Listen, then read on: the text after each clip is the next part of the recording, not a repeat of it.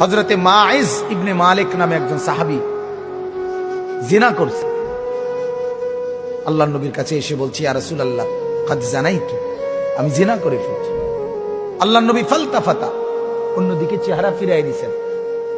আবার তিনি বললেন ওইদিকে ফিরে গিয়ে, ইয়া রাসূলুল্লাহ আমি জিনা করেছি। নবীজি আবার চেহারা আরেক দিকে ফিরিয়ে নিলেন।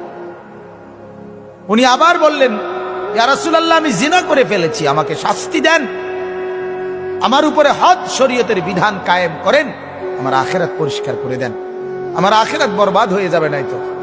আমি এখন ফয়সালা বিচার মানতে রাজি, আমার রায় এখন করে দেন। আল্লাহর নবী সাল্লাল্লাহু আলাইহি সাল্লাম তিনবারের পরে সাহাবীদেরকে বললেন, খোঁজ নাও সত্যি কিনা। খোঁজ নিয়ে দেখছে সত্যি ঘটনা। আল্লাহর নবী সাল্লাল্লাহু আলাইহি সাল্লাম বলছেন, গর্ত খনন করো। গর্ত খনন করছে। ওই সাহাবীকে গর্তের মাঝখানে কোমর পর্যন্ত দাঁড় করাইয়া বাকি সাহাবীদেরকে বলছে তাকে পাথর মেরে হত্যা করো। মুসলিম শরীফের হাদিস, একেবারে বিশুদ্ধ হাদিস। যখন পাথর মেরে হত্যা করছে, তখন পাথরের আঘাতের কারণে ওনার শরীর থেকে রক্তের ছিটা একজন সাহাবীর গায়ে আয়সা লাগছে। ওই সাহাবী তখন একটু বিরক্ত হয়েছে।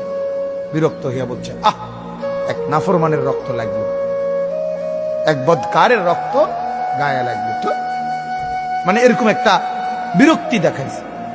সাথে সাথে আল্লাহর নবী সাল্লাল্লাহু আলাইহি ওয়াসাল্লাম নবীজি বললেন, হে সাহাবী তুমি এটা কি বললা, কি বললা? আমার এই মায়েজ গোটা পৃথিবী যা জানতো না, নিজের অপরাধ নিজে স্বীকার করে, নিজের শাস্তি নিজে গ্রহণ করে তওবা করছে। এটাই তো তার শ্রেষ্ঠতম তওবা। আখিরাতের ভয়ে নিজেকে শাস্তির সামনে পেশ করে দিছে। আল্লাহর নবী তখন বললেন, লাকাদ তাবা তাওবাতান।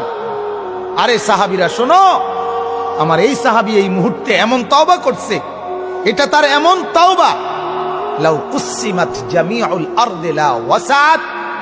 যদি তার এই তওবা বাইটা বন্টন করে পৃথিবীর সমস্ত নাফরমানের গুনার মোকাবেলায় তার তওবা যদি বন্টন করে, আল্লাহ তাআলা সবাই মাফ করে দিবে।